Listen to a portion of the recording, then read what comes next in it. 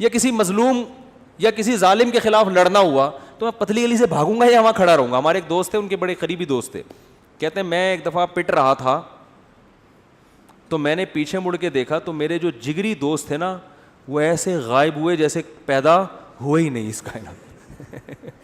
اور صحیح کیا, بھاگ گئے, ورنہ وہ بھی پٹتے ان کے ساتھ, وہ بھی پٹتے نا, کیونکہ ظاہر ہے صحتیں ہے ہی نہیں, صحتیں ہی نہیں ہیں کوٹنے پیٹنے والی. تو مرد کو تو ایسا ہونا چاہیے پیٹے نہیں بلا وجہ. کبھی ضرورت پڑتی ہے کہ آپ کو پٹنا بھی پڑتا ہے اور پٹنے سے بچنے کے لیے سامنے والے کو پیٹنا پڑتا ہے. موسیٰ علیہ السلام نے ایک تھپڑ لگایا تھا قبطی کو, اس کا انا للہ ہو گیا تھا. کیا صحت تھی کہ نہیں تھی؟ تو وہ انہوں نے قتل کی نیت سے مارا نہیں تھا, ان کی نیت تو یہ تھی لڑائی چھڑوانے کی. لڑائی چھڑوانے کے لیے چانٹا لگا اور وہ مر گیا. تو مارنے کی نیت سے اگر مکہ مارتے تو کیا حال ہوتا اس کا, آپ خود سوچو. تو دیندار آدمی ہوں, نبی صلی اللہ علیہ وسلم نے فرمایا, آپ اپنے بارے میں سوچیں گے کہ دیندار ہوں تو نبی نے, یا دیندار بننا چاہتا ہوں تو نبی نے فرمایا طاقتور مومن کمزور مومن سے اللہ کو زیادہ محبوب ہے. تو یار میں صحت سے تو سارے کام ہوتے ہیں, صحت ہوگی تو نماز بھی ہوگی, روزہ بھی رکھا جائے گا, ماں باپ کی خدمت بھی ہوگی, بیوی بچوں کی خدمت بھی ہوگی. بیوی کی الٹی سیدھی کڑوی کسیلی باتیں برداشت کرنا, بلڈ پریشر کا مریض برداشت کر سکتا ہے, وہ برداشت کرنا آسان ہوگا, ٹھیک ہے نا, اگر بیوی ایسی ہے, ایسی ہوتی نہیں ہے لیکن اگر بالفرض ایسی کسی کی نکلی وائف. تو ابا کی, ماں باپ بڑھاپے میں جو چڑچڑی طبیعت ہو جاتی ہے تو اس کو جوان آدمی کے لیے, صحت مند آدمی کے لیے برداشت کرنا کیا ہوتا ہے؟ آسان. تو یار میں نے اپنی صحت کے لیے کیا کیا ہے, ایسے ہی چلتا رہوں گا یا کچھ کرنا ہے؟ تو ڈائری میں لکھو.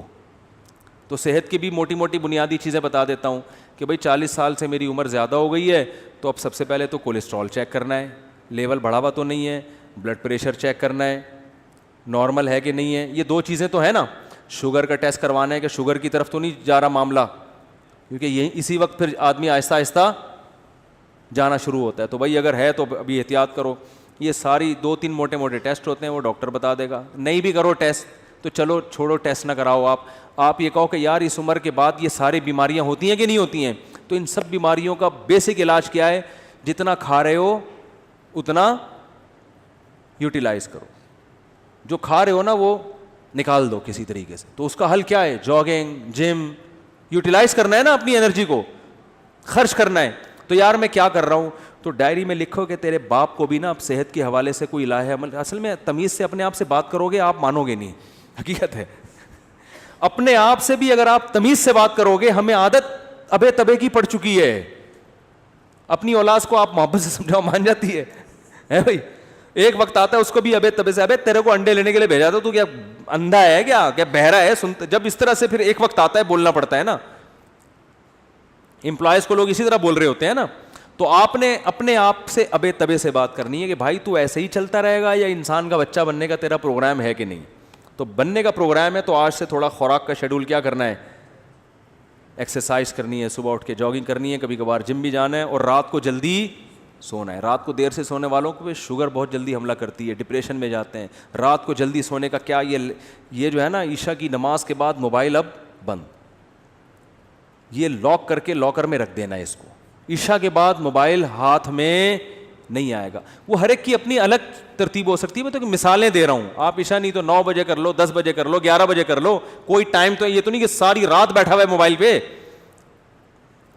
تو پھر تو قبر میں لے جائے گا یہ موبائل تھوڑے دنوں میں. آنکھیں الگ خراب ہوں گی, دماغ الگ خراب ہوگا, اس کی ریس سے جو کچھ ہو رہا ہے سب کو پتہ ہے کیا ہو رہا ہے. تو سوچنا ہے میرے بھائی, سوچنا ہے.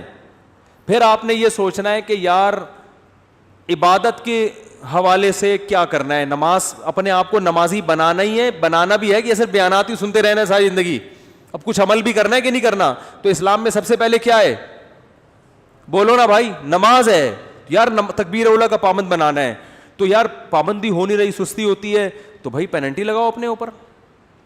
لکھو کہ ایک نماز ضائع ہو گئی تو اتنے روپے صدقہ کروں گا. پینلٹی لگاؤ اپنے اوپر. کچھ تو ہلو تو ٹھیک ہے نا, کچھ تو کرو بھائی.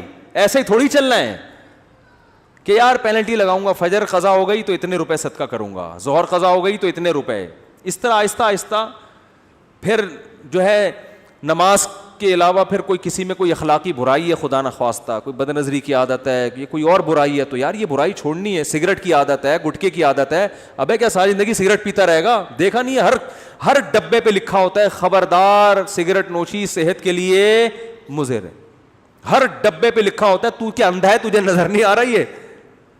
نہیں بھائی, نفس کہے گا یار میں نہیں چھوڑ سکتا, یار میں تو ایک دن نہ ملے میرے تو پاگل ہو جاتا ہوں. تو یار کسی ڈاکٹر سے رابطہ کرتے ہیں کہ ڈاکٹر صاحب میں سگریٹ چھوڑنا چاہتا ہوں, کوئی حل ہے, کوئی آسان طریقہ ہے, کسی سے مشورہ کروں, کوئی گائیڈنس لوں, ہلے تو نا, ہمت تو کرے.